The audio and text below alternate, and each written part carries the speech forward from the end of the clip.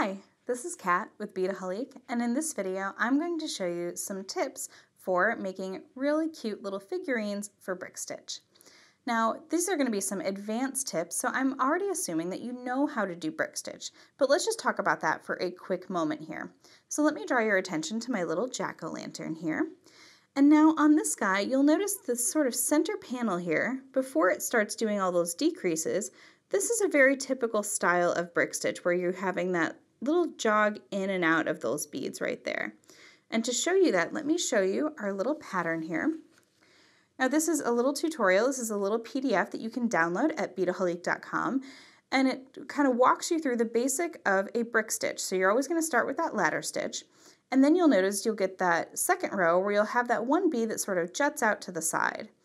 So down here, you'll notice when you do that third row, it's going to jut out to the other side. So when you're looking at a full 3 rows of brick stitch, this is what you have. So if you're going to add an extra bead to one side or to one side here, that is called an increase. And then if you want to taper it down, that is a decrease. So to show you a decrease, a very simple one, let me draw your attention to my little candy corn here.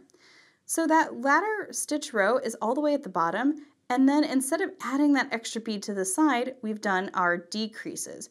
Now we do have a video showing you how to do increases and decreases, so this is a really interesting way to sort of get that nice little triangle shape. And then up at the top here, let me pick this up because I know it's a white bead on my white mat there, but up at the top you can see that I have my 2 little beads right there. And then the bead at the top is actually on its side because that allows me to fit a 4mm 22 gauge jump ring right through that little bead right there at the top. So that's a nice little way to hang things. So if you were going to do it to the side here, you can also sneak a little jump ring in there as well. So that is a really basic decrease. Now, let's say you're going to do increases and decreases, which is what's happening here with my little pumpkin. So you'll notice that the first row is actually an increase, and then that second row is a decrease. And this might be easier for me to show you on the actual pattern.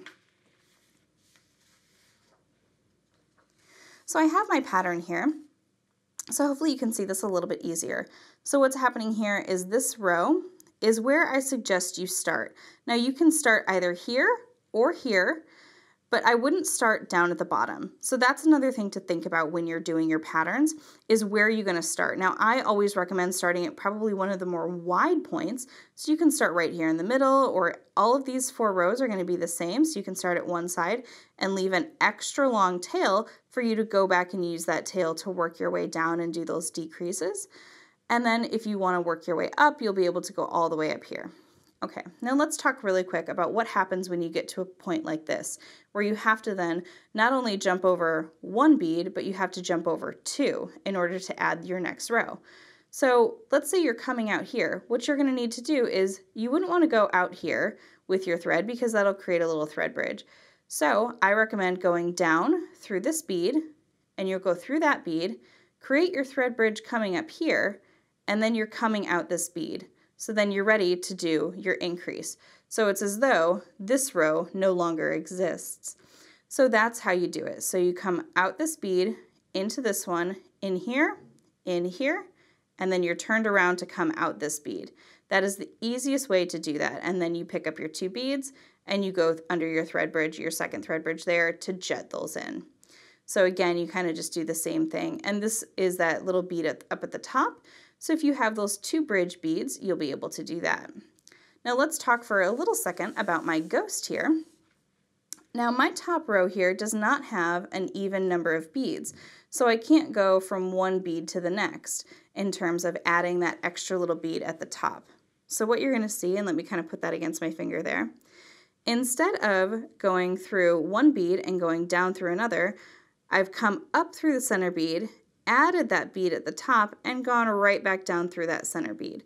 So that's another option as well. So don't feel like you have to have an odd number at the top in order to get that little extra bead to hang something off of. You can also sew in a closed jump ring. Do not sew in an open jump ring. That's too much risk of it popping out. So you can also sew in a closed jump ring if you did not want to add that extra bead. Let's say you wanted a thicker jump ring, you can absolutely do that there as well. Okay. Now let's talk about something that's a little bit more unique, and that is my little bat here. So I have my little bat here and my little pattern. Now what I've done is all these little points here on the edge of my bat, those are all those beads that are facing to the side because I wanted to make sure that I could get my jump ring through here and my jump ring through here, but I also wanted these little points to make him a little scary. I thought that would be kind of fun. Now, when you're working with this type of a pattern, what you're going to need to do is, again, I would start here at this row. This is your longest row here, so it's the little bottom of the fangs row. So start here and then work your way up. Now this big panel in the center, that's going to be the easiest. And let's say you come to one side here. Here's what I would recommend you do. I would work your way up and do your do your decreases and finish this, and then get your thread all the way back down here, go through a couple beads, and then come up here. Do the same here, do your little decrease, go all the way down, do your little decrease, come all the way down, and so on and so forth. And then, again, leave a tail, and you'll do the same thing here. So you'll add that big long row there, and then once you get here, you'll add your little row, go back down, and come over to the right beads, do your couple of decreases, come back down, and so on and so forth. So that's how I would do something that's got all these little extra pieces when you're really looking at like that extra panel in the center and then the pieces that sort of surround it. So that's one way to sort of think about some of those patterns there. Now, if you look closely, and let me pull in my little pumpkin here, you'll notice that I have the beads sitting going up and down. So those are my threads there. They're going up and down, except for that bead at the top that is sitting, excuse me, that is sitting to the side there. So you have an option. You can do it that way, or in my little kitty cat here, you'll notice that the beads are facing this way.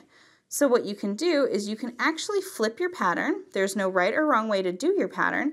So then what you do is you're actually doing this as your first ladder stitch row. And you're working your way up and you're just going to one side. You have a smaller row in the middle and then you're turning it around and kind of working your way to the other side. So it's sort of a matter of, you know, you're increasing up and over here and then you're sort of doing your decrease on that side there. But it's the same number of beads. So you have that option as well. So here is one more example of that. And I have my little figure here. And now, again, you'll see that the beads are going, you know, your thread path is going to the side there. So if you look this way, where's the best place to start with something like this? Because you have his little arm and you have all these little feet and you have this little hump in the back. I would recommend the best place to start being this last row of his belly there, and that will get you a nice long ladder stitch row, and then you can fill out this side and then fill out this side, because that way you can end over here. So that's just something to think about. Now, these are all advanced patterns, so if you are unfamiliar with brick stitch, we do have several videos showing you how to do that. We do the increases, we do the decreases, we also have several different patterns to kind of help walk you through some different shapes. But if you do want to start creating your own shapes, we do have a beautiful free download, and this is a nice little grid. I know it's a little faint here to see on camera, but it's a nice little grid for you to start making, you know, and little patterns, and you can sort of see the shapes that you can create here. Lots of nice sharp lines. And the last thing I'll say about brick stitch is that today I've been using the Miyuki Delicas, and these are the 11-0s, and you can see how they just really fit together like cute little bricks, and it makes it really, really easy for this stitch. You can of course use round seed beads as well. There's no wrong seed bead to use with it, but I just like the elegant way that these all fit together. It gives me really nice sharp lines when I'm creating my brick stitch patterns. If you have more questions, be sure to leave them in the comments here below. And thank you for watching, and you can find all of these supplies and even more beading patterns over at Beadaholique.com.